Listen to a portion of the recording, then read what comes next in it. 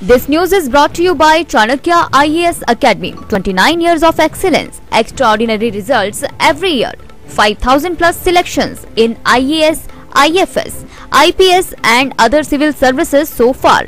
For more information, contact 7303763540. 7 नवंबर तक यदि बरमाणा के ट्रक ऑपरेटरों की मांगे प्रशासन एसीसी प्रबंधन ने नहीं मानी तो 8 नवंबर को ट्रक ऑपरेटर आंदोलन करेंगे, जिसकी जिम्मेदारी प्रशासन एसीसी प्रबंधन की होगी। यह बात बीडीटीएस बरमाणा के पूर्व महासचिव राजपाल गौतम, सदस्य नीलम चुंदेल ने बिलासपुर में कही। उन्होंने कहा कि ऑपरेटरों के हितों की सरेआम अनदेखी हुई है। इसके अलावा समझौते के अनुसार ऑपरेटरों को काम नहीं मिल रहा है। 12,000 मीट्रिक टन का ढुलाई का काम होता था, लेकिन जिला प्रशासन, एसीसी प्रबंधन व ऑपरेटरों के बीच हुई वार्ता में 8,000 मीट्रिक टन पर समझौता हुआ, जिसमें 2,000 मीट्रिक टन क्लिंकर भी था।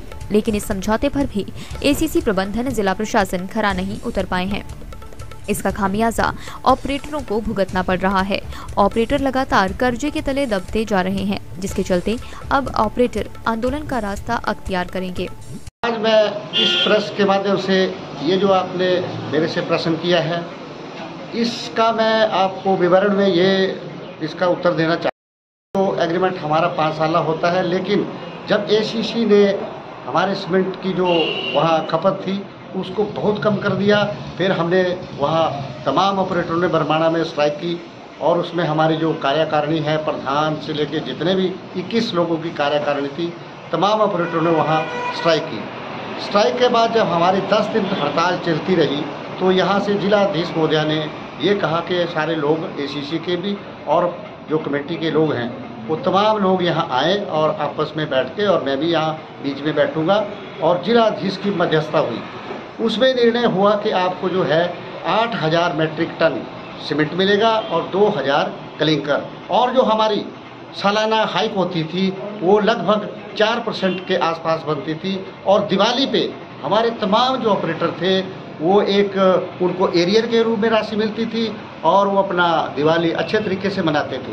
लेकिन हुआ ऐसा कि इस बार उन्होंने खाली ना को एरियर दिया, लेकिन जो हमारा एग्रीमेंट 3 महीने का टेम्परेरी जिलाधीश महोदय ने किया, वो उसको जिलाधीश के जो एग्रीमेंट है उसको रद्दी के टोकरी में डाल दिया गया और ऑपरेटरों के साथ वहाँ भारी अन्याय हो रहा है। जो डिमांड जिलाधीश ने कहा उसको बिल्कुल नहीं दिया जा रहा है।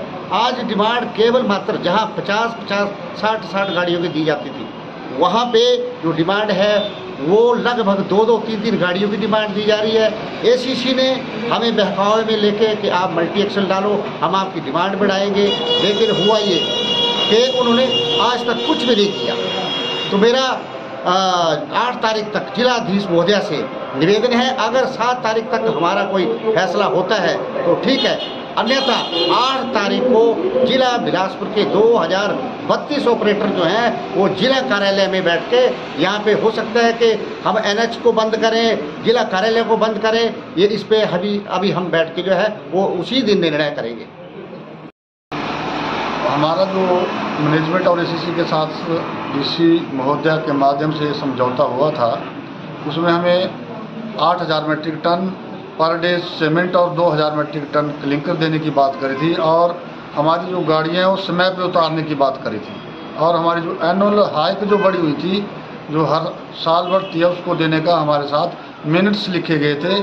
इसमें बतौर समझौता हुआ है, वो पेपर हमारे पास मौजूद हैं, उसको इम्प्लीमेंट नहीं किया गया। ये हमारा बहुत रोष है, हम सब ऑपरेटरों में इसमें भारी रोष है। आगामी